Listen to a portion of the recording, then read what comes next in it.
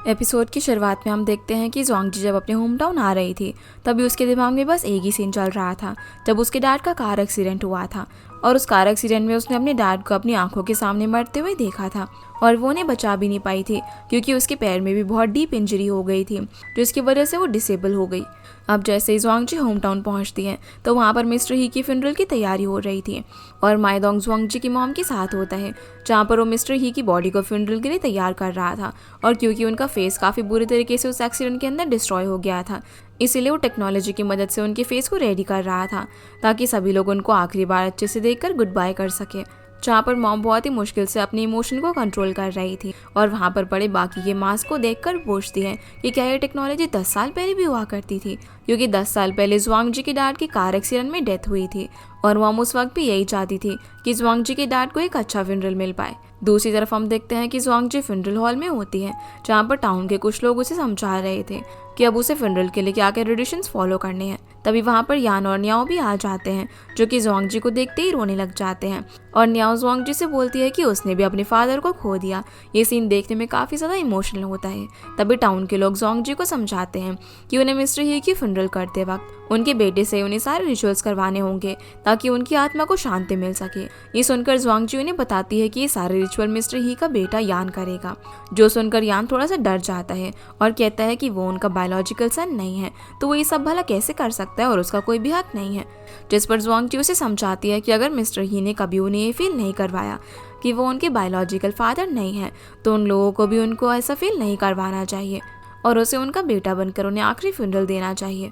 फिर वो यान और न्याओ को घर भेज देती है ताकि वो फ्यूनरल की तैयारी कर सके और अपनी मॉम को देखने फ्यूनरल पार्लर में जाती है, जहाँ माइदोंग ने मिस्टर ही की बॉडी को फ्यूनरल के लिए रेडी कर दिया था और उनकी नेल्स कट कर रहा था ताकि उन नेल्स के साथ उनकी अनफुलफिल्ड विश भी ट्रिम हो जाए और उनके माइंड में जो भी टेंशन थी वो सब कुछ ट्रिम हो जाए।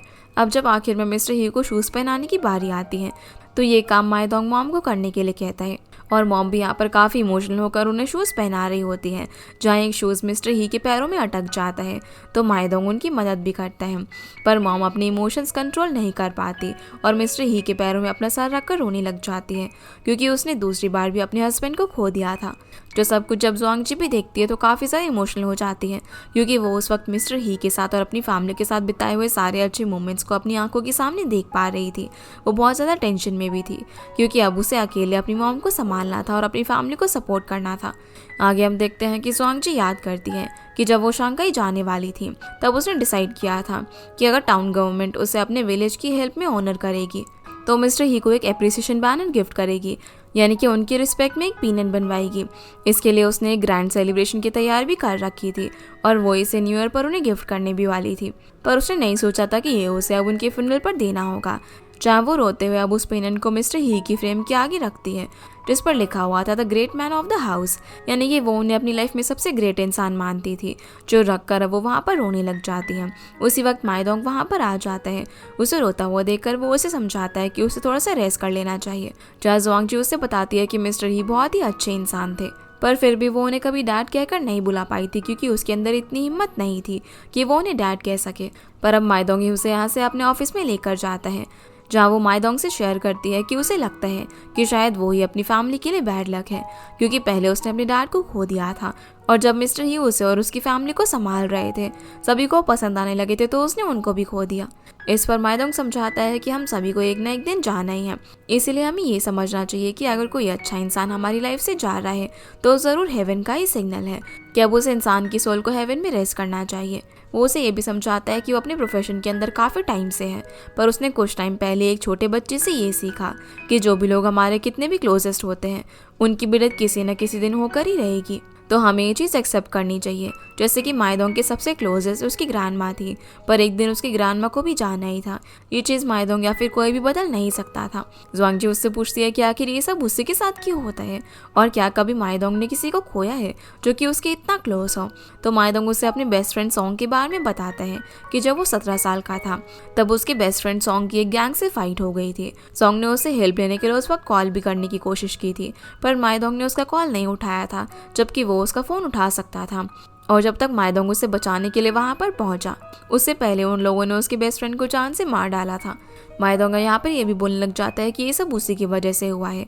पर जब सॉन्ग को फ्यूनरल पार्लर के अंदर ले जाया गया था, तब माइदोंग की मुलाकात उसके फ्यूचर मास्टर से हुई, जहाँ पर उसके मास्टर ने उसके शूज़ पर लगे ब्लड को वॉश किया था और उसके पैरों को भी क्लीन किया, ताकि वो अपने बेस्ट फ्रेंड की मेमोरीज को लेट गो कर सके और खुद पर ब्लेम डालना बंद करे। पर वो उस वक्त सॉन्ग की डेथ का ब्लेम खुद पर ही डालता था। लेकिन जब उसके मास्टर ने उसे समझाया कि उसे ये सब नहीं सोचना चाहिए और आगे बढ़कर मूव ऑन करना चाहिए, इसीलिए वो उसी वक्त से मोटिशंस के प्रोफेशन में चला गया। उसने सब कुछ अपने मास्टर से ही सीखा था कि डेथ कभी भी बोलकर उनके सामने नहीं आएगी, और अगर किसी की डेस्टिनी में डेथ लिखी है तो वो किसी भी तरीके से उस इंसान के सामने उस वक्त पर आ जाएगी जब उसकी मौत होनी होगी। ये चीज़ कोई भी नहीं बदल सकता, तो उन्हें बस मूव ऑन करके आगे बढ़ना चाहिए और रोने के बजाय अपनी फैमिली या फिर अपने क्लोज्ड वंस को संभालना चाहिए। जो सुनकर जुआंगजी माइदोंग से पूछती है कि अब उसके मास्टर कहाँ हैं, तो वो उसे बताता है उसने अपने मास्टर के साथ बहुत टाइम स्पेंड किया था। फिर वो उनसे सारी चीज़ें सीख कर होम टाउन छोड़कर बीजिंग चला गया था, जिसकी वजह से जब मास्टर ओल्ड हुए और उनकी तबीयत खराब हुई तो उनका ध्यान रखने के लिए उनके साथ कोई भी नहीं था। ना ही माइदोंग को पता था कि उसके मास्टर की तबीयत इतनी ज़्यादा खराब है। इसीलिए कुछ ही दिन में उसके मास्टर की भी डेथ हो गई, और जिस इंसान ने उसे अपने बेस्ट फ्रेंड सॉन्ग की डेथ से मूव ऑन करना सिखाया था, उसको यानी कि अपने मास्टर को उसने खुद फ्यूनरल के लिए रेडी किया, और आखिरी बार उसने अपने इमोशंस को बाहर लाने के लिए अपने मास्टर की शूज़ वॉश किए। जिसके बाद वो ये चीज़ समझ चुका था कि वो लोग डेथ को कभी भी नहीं रोक सकते और उन्हें हर डेथ को एक्सेप्ट कर लेना चाहिए, क्योंकि जो चीज़ उनकी सबसे क्लोज है वो उनसे एक न एक दिन ज़रूर दूर जाने वाली है। अगर वो चीज़ उनसे दूर जाती है तो अगली बारी उनकी खुद की होती है, भले ही उनकी डेथ जल्दी आए या फिर बाद में। इसीलिए हर इंसान को अपना हर मोमेंट क्रिएटिव वे में जीना चाहिए। माइदोंग भी सब कुछ भुलाकर यही फेट फॉलो कर रहा था जो कि उसने अपने मास्टर से सीखी थी। ये सुनकर जुआंगजी भी अब खुद को कंट्रोल कर लेती हैं, क्योंकि अब उसे ही अपनी फैमिली को संभालना था। अब हम यहाँ से कुछ दिन बाद का सीन देखते हैं, जहाँ पर मॉम अपने घर के अंदर थी और मिस्टर ही की घर में पड़ी हुई मेमोरीज को एक बैग के अंदर इकट्ठा कर रही थी, क्योंकि वो भी अब मूव ऑन करके आगे बढ़ने चाहती थी। तभी न्याओ वहाँ पर आकर मॉम से आर्ग्यू कर रही होती है कि वो स्कूल नहीं जाएगी, क्योंकि वहाँ पर सभी लोग उसकी फैमिली को बैड लक कहकर उसे बुली करते हैं। और यान भी मॉम से ये कह रहा होता है कि वो भी अपनी पढ़ाई छोड़कर मॉम के चिकन शॉप चलाने में मदद करेगा ताकि वो लोग गुजारा कर सके। लेकिन इसके लिए जुआंगजी उन दोनों को ही मना कर देती है, और मॉम भी यहाँ पर उन दोनों को समझाती है कि अगर वो उनकी फैमिली को हेल्प करना ही चाहते हैं तो उन्हें अपनी पढ़ाई पर ध्यान देना चाहिए और पढ़ाई पूरी करनी चाहिए। यही उन लोगों के लिए सबसे बड़ी हेल्प होगी। ये बोलकर मॉम वहाँ से चली जाती है, और जब वो बाहर जा रही थी तो वो सोचती है कि मिस्टर ही जब उनके घर में थे तब भले ही वो इतना बोलते नहीं थे, लेकिन उनके होने से घर में बहुत ज़्यादा शोर रहता था। लेकिन अब जब वो चले गए तो उनके घर में एक बहुत ही अजीब सा सन्नाटा हो गया है, जो कि किसी को भी पसंद नहीं आ रहा था। जिसके बाद हम देखते हैं कि जुआंगजी अपनी मॉम से कहती है कि वो उन लोगों की मदद करना चाहती है और होम टाउन में रुकना चाहती है, पर मॉम उसे भी शंघाई लौटकर अपने काम पर ध्यान देने को कहती है। पर जुआंगजी ने समझाती है कि वो बड़ी हो गई और वो अपनी मॉम की हेल्प कर सकती है फैमिली को संभालने में। जहाँ वो उनसे ये भी कहती है कि वो शंघाई जाके अपना सारा सामान पैक करके यहाँ पर ले आएगी और यहीं से वो अपना काम भी करेगी, क्योंकि इसके अलावा वो लोग और कुछ भी नहीं कर सकते थे और सिर्फ बैठे रहने से कुछ भी नहीं होने वाला था। अब जुआंगजी वापस से शंघाई चली जाती है, जहाँ वो अपने टीममेट्स के साथ मीटिंग कर रही थी। वो उन्हें यही समझा रही थी कि वो कुछ टाइम के लिए कंपनी से जा रही है, तो इसका मतलब ये नहीं है कि वो लोग अपने काम को सीरियसली ना ले, क्योंकि भले ही वो यहाँ पर ना हो फिर भी उन लोगों को अपनी कंपनी की सेल्स बढ़ाते रहने और अच्छे से काम करना है। पर जब जुआंगजी वहाँ से निकल रही होती है तभी वहाँ पर उसके असिस्टेंट जिया उसे कहती है कि क्या सच में वो कंपनी छोड़ रही है, क्योंकि उसने अपने सुपीरियर से बात की थी और वो जुआंगजी की जगह जिया को रखने वाले थे और उसके पास यही चांस था अच्छी पोजीशन पर आने के लिए। ये सुनकर जुआंगजी थोड़ा सा गुस्सा हो जाती है। वो जिया से कहती है कि अगर वो चाहे तो उसकी पोजीशन ले सकती है, लेकिन जुआंगजी सुपीरियर से पर वो सुपीरियर से यही उम्मीद करेगी कि उसकी परमानेंट जॉब उसके हाथ से ना चली जाए, क्योंकि वो बहुत ही मेहनत करके और काफ़ी एक्सपीरियंस के साथ उस पोजीशन पर पहुंचे थे और वो किसी को लक बाई चांस वो पोजीशन नहीं लेने दे सकती थी। आगे हम देखते हैं कि वांग जुआंगजी का सामान पैक करने में उसकी हेल्प कर रही थी। वो यहाँ पर उसे समझाती भी है कि अगर वो रोना चाहती है तो रो सकती है, क्योंकि वो उस वक्त काफ़ी इमोशनल थी। पर जुआंगजी उसे बोलती है कि उसका रोना एकदम पॉइंटलेस है। उसी वक्त जुआंगजी को उसकी मॉम का कॉल आता है, जो उसे बताती है कि न्याओ घर छोड़कर चली गई है। ये सुनकर जुआंगजी काफ़ी टेंशन में आ जाती है, क्योंकि वो जानती थी कि न्याओ कितनी ज़्यादा जिद्दी लड़की है। उसी वक्त जुआंगजी को माइदोंग का कॉल आता है। वो उसे बताता है कि न्याओ उसके साथ है। जहाँ थोड़ी देर में माइदोंग न्याओ को लेकर उसके यहाँ पर ही आने वाला है और बताता है कि वो शंघाई किसी मीटिंग के लिए आ रहा था, तो उसे ट्रेन में लकीली न्याओ दिख गई, जो कि अकेले शंघाई आ रही थी, इसीलिए अब वो उसे लेकर अपने साथ आ रहा है। ये सुनते ही जुआंगजी न्याओ पर गुस्सा होती है कि वो आखिर घर से क्यों निकल गई और उसकी मॉम कितनी ज़्यादा टेंशन में है। पर तभी माइदोंग वहाँ से निकल रहा होता है, पर जुआंगजी उसे रोक देती है और बोलती है कि वो उसके घर में थोड़ी देर के लिए रुक सकता है। फिर वो न्याओ को नूडल्स खाने के लिए देती है, जहाँ वो उसे बोलती है कि वो भी अपने डैड के साथ जाना चाहती थी और उसे अब अपने घर रहने का बिल्कुल भी मन नहीं है, न ही कोई उसे समझ सकता है, क्योंकि वो अभी भी अपने डैड की आवाज़ सुन पा रही थी। ये बोलकर वो रोने लग जाती है और काफ़ी इमोशनल भी होती है। तभी माइदोंग वहाँ की सारी लाइट्स बंद कर देते हैं और कैंडल जलाकर न्याओ से कहता है कि वो गलत नहीं है। शायद उसकी इनर एनर्जी की वजह से वो अपने डैड से बात कर पा रही है। वो उसे समझाता है कि उसके डैड उसके दिल में है, तो अगर वो उनसे कुछ भी कहना चाहती है तो कह सकती है। पर न्याओ को ये भी समझना होगा कि अब उसे अपने डैड के अलावा अपनी फैमिली मेम्बर्स की भी केयर करनी चाहिए और उनके बारे में सोचना चाहिए। ये सुनकर न्याओ माइदोंग की बात मान जाती है और नूडल्स भी खाने लग जाती है। माइदोंग उसे सोने में भी मदद करता है और उसे एक बुक की स्टोरी सुनाने लग जाता है कि उसके डैड अब भी इसी वर्ल्ड में है, क्योंकि उसके डैड की जो एनर्जी थी उसे वो लोग डिस्ट्रॉय नहीं कर सकते और वो बस एक न्यू लाइफ के अंदर फॉर्म हो सकते हैं। तो न्याओ को अपने डैड के बारे में इतना नहीं सोचना चाहिए, क्योंकि वो जहाँ पर भी होंगे इसी प्लानिट पर होंगे और खुश होंगे। जो सारी बातें सुनते सुनते न्याओ सो जाती है, पर माइदोंग की स्टोरी पूरी नहीं हुई थी। तो जुआंगजी उससे पूछती है कि वो अपनी स्टोरी को कब पूरा करेगा। इस पर वो उसे बुक का नाम बताता है और कहता है कि वो खुद इसे पढ़ सकती है। अब जुआंगजी उसे वहीं पर रोकने के लिए बताती है कि उसकी बालकनी का व्यू बहुत ही अच्छा है, क्योंकि वहाँ से उन्हें पर्ल टावर दिखाई देता है। जिस पर माइदोंग कहता है कि वो तो सिर्फ एक रेडियो टावर है, तो उसमें भला ऐसी क्या खास बात है।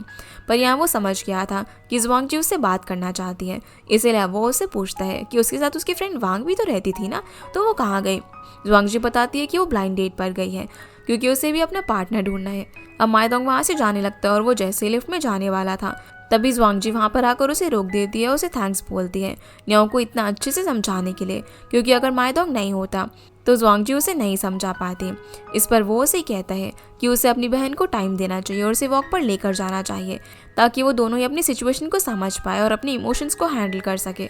ये बोलकर वो यहाँ से जाने लगता है, तो जुआंगजी उसे फिर से रोक लेती है और उससे पूछती है कि उसने उसे वीचैट से अनफ्रेंड क्यों किया और उसका अकाउंट डिलीट क्यों किया। तो वो उसे कहता है कि वो बस उस दिन उसने गलती से कर दिया था और उसे वापस से ऐड कर सकती है। ये बोलकर उसे अपना फ़ोन दे देता है, पर जुआंगजी उसे किस के बारे में पूछने लग जाती है, तो वो उसे बस अपना वीचैट पर ऐड करके वहाँ से चला जाता है, क्योंकि वो इस बारे में बात नहीं करना चाहता था। और हम देख पाते हैं कि जुआंगजी उसे जाने नहीं देना चाहती थी, पर वो अपनी फीलिंग्स को कंट्रोल करती है और माइदोंग यहाँ से चला जाता है। अगले सीन में हम देखते हैं कि जुआंगजी और न्याओ होम टाउन में पहुंच चुके थे, जहां पर न्याओ बहुत ही ज़्यादा खुश थी, क्योंकि जुआंगजी उसे शंघाई में डिज्नीलैंड घुमाकर लेकर आई थी और दोनों खुशी खुशी अपने घर पर आ जाते हैं। जहां मॉम न्याओ की हरकत की वजह से उसे थोड़ा सा नाराज़ भी थी, क्योंकि वो बिना बताए शंघाई चली गई थी।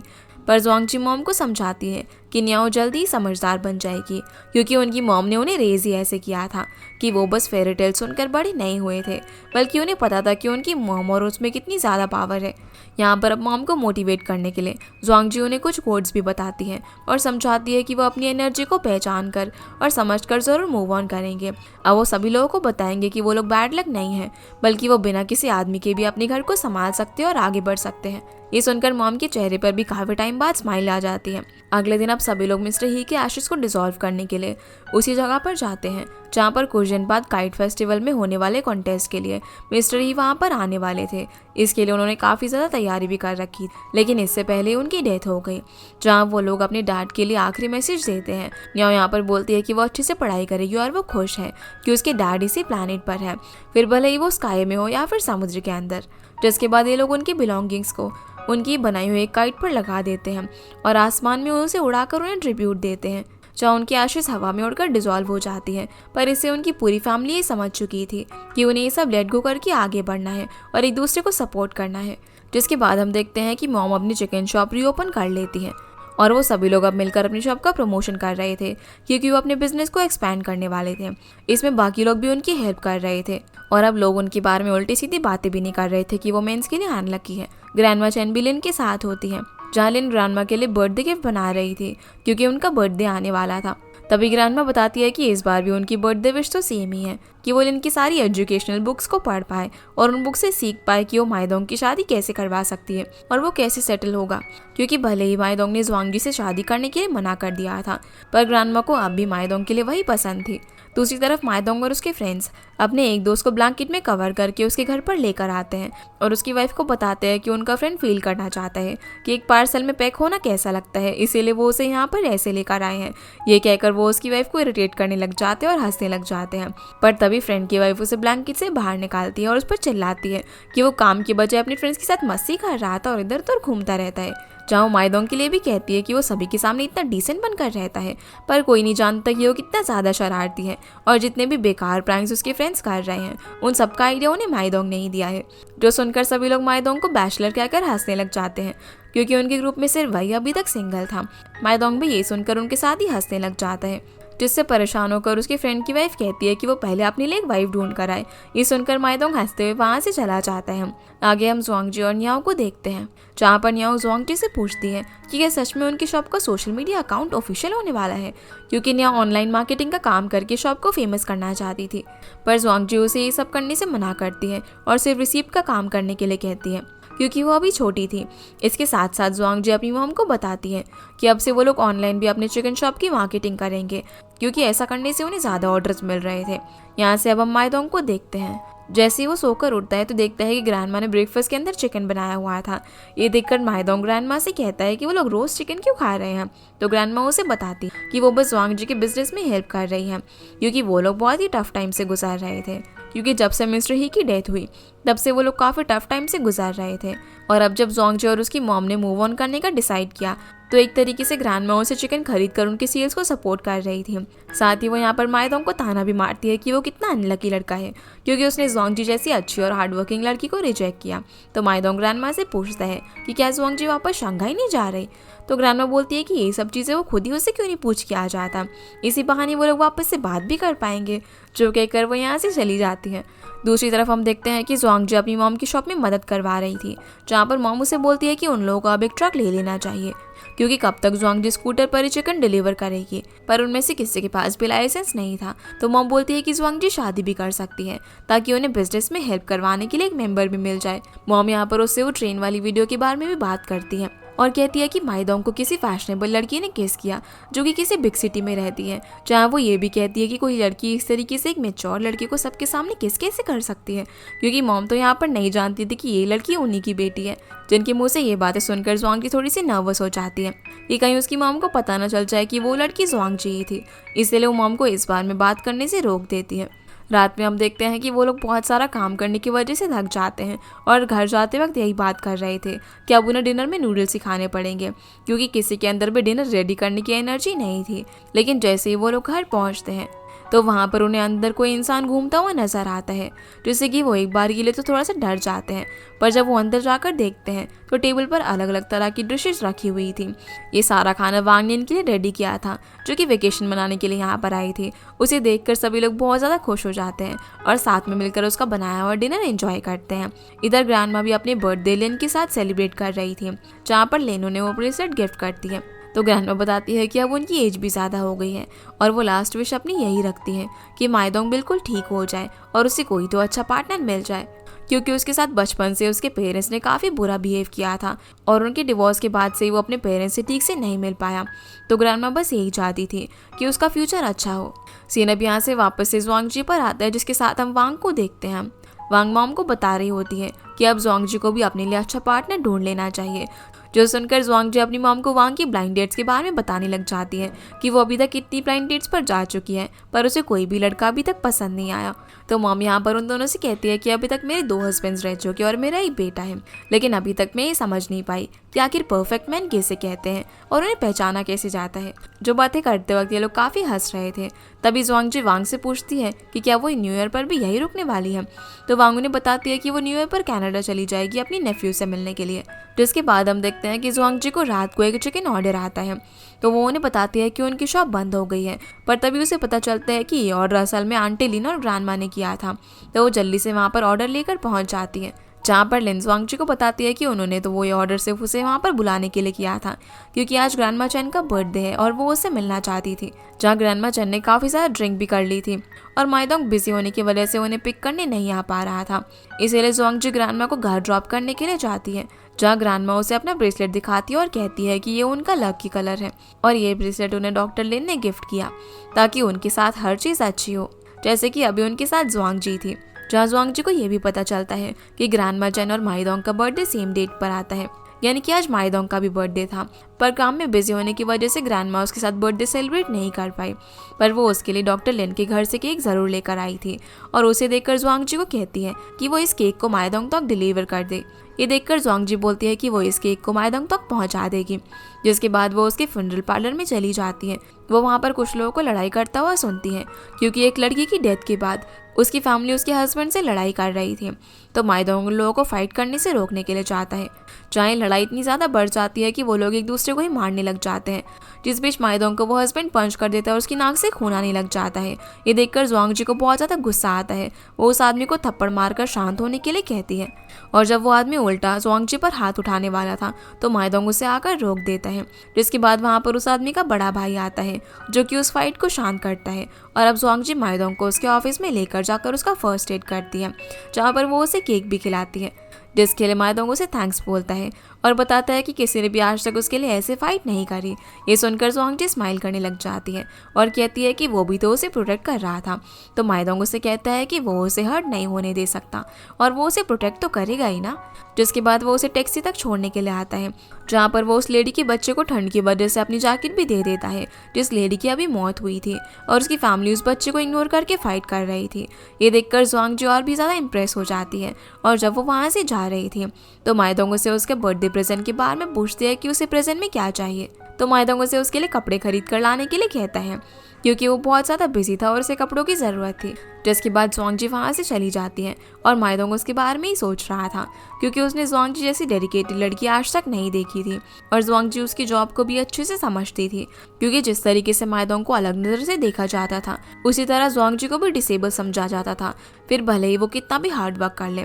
पर ज़ुआंगजी कभी भी इस चीज़ को अपना डिसएडवांटेज नहीं मानती थी, क्योंकि ये भी उसने माइदोंग से ही सीखा था कि उसकी डिसेबिलिटी उसके लिए वेपन बनकर काम आ सकती है। यहाँ से अब हम ज़ुआंगजी को देखते हैं जो कि घर पहुँच चुकी थी। अब जैसे ही ज़ुआंगजी घर पहुँचती है तो वो देखती है कि वांग अभी तक उसका वेट कर रही थी। वो दोनों अब माइदोंग के बारे में बात करने लग जाते हैं कि अब तक ज़ुआंगजी माइदोंग के साथ क्या कर रही थी। तो ज़ुआंगजी बहुत ही इंटरेस्ट से माइदोंग की जॉब के बारे में वांग को बताती है। तभी माइदोंग का उसे मैसेज आता है जहाँ वो उसे अपना मेजरमेंट दे रहा था ताकि वो उसके लिए कपड़े खरीद सके। ये देखकर वांग समझ जाती है कि ज़रूर ज़ुआंगजी माइदोंग को पसंद करती है, इसीलिए वो उसके बारे में इतना कुछ जान रही है। वांग उसे यहाँ पर जीटोंग के बारे में पूछती है कि क्या उसने जीटोंग से मूव ऑन कर लिया, क्योंकि वो उसका एक्स बॉयफ्रेंड था। और जब वांग ज़ुआंगजी से मिलने के लिए आ रही थी तो जीटोंग ने उससे ज़ुआंगजी के बारे में पूछा था, तो वांग ने उसे झूठ बोल दिया कि ज़ुआंगजी तो माइदोंग को डेट कर रही है और यहाँ तक कि उसने उन दोनों का किस वाला वीडियो भी उसे दिखा दिया था। जो सुनकर ज़ुआंगजी उससे बोलती है कि उसने तो वैसे भी जीटोंग से मूव ऑन कर लिया है और वो उसे भूल चुकी है। इसके बाद वो दोनों वापस से वांग की ब्लाइंड डेट के बारे में बात करने लग जाते हैं, क्योंकि इस बार वाली ब्लाइंड डेट उसके लिए बहुत ज़्यादा फनी थी। अगले दिन हम देखते हैं कि ज़ुआंगजी फूड डिलीवर करने के लिए जा रही थी, जहाँ वो एक वैन को ओवरटेक करने की कोशिश कर रही थी, पर तभी उसे माइदोंग का कॉल आ जाता है। तो वो अपना स्कूटर रोककर उसे बात करने लग जाती है। माइदोंग उसे बताता है कि जिस वैन को ओवरटेक कर रही थी उसके अंदर माइदोंग था और वो यहाँ पर उसे समझाता है कि उसे इस तरीके से ओवरटेक नहीं करना चाहिए। वो उसे पूछता भी है कि वो वापस से शंघाई नहीं जा रही है, तो ज़ुआंगजी उसे जवाब में कहती है कि वो अपनी मॉम का बिजनेस सेटल करने के बाद ही वापस जाएगी। जो सुनकर माइदोंग कुछ बोले बिना ही फ़ोन कट कर देता है और ये चीज़ ज़ुआंगजी को बहुत रूड लगती है। तभी ज़ुआंगजी को वापस से एक कॉल आता है और वो कॉल उठाते ही ये बोलती है कि माइदोंग को ऐसे कॉल कट नहीं करना चाहिए था, वो इतना रूड कैसे है। पर असल में वो कॉल जीतोंग का था, जिसका नाम सुनते ही वो थोड़ी सी नर्वस हो जाती है और ये एपिसोड यहीं पर ख़त्म हो जाता है। तो गाइस ये थी आज की वीडियो एंड आई होप आप लोग को ये वीडियो पसंद आई होगी, तो इस वीडियो को लाइक कर चैनल को सब्सक्राइब जरूर कीजिएगा। आपसे फिर मिलते हैं इस ड्रामा के अगले एपिसोड में, तब तक के लिए गुड बाय।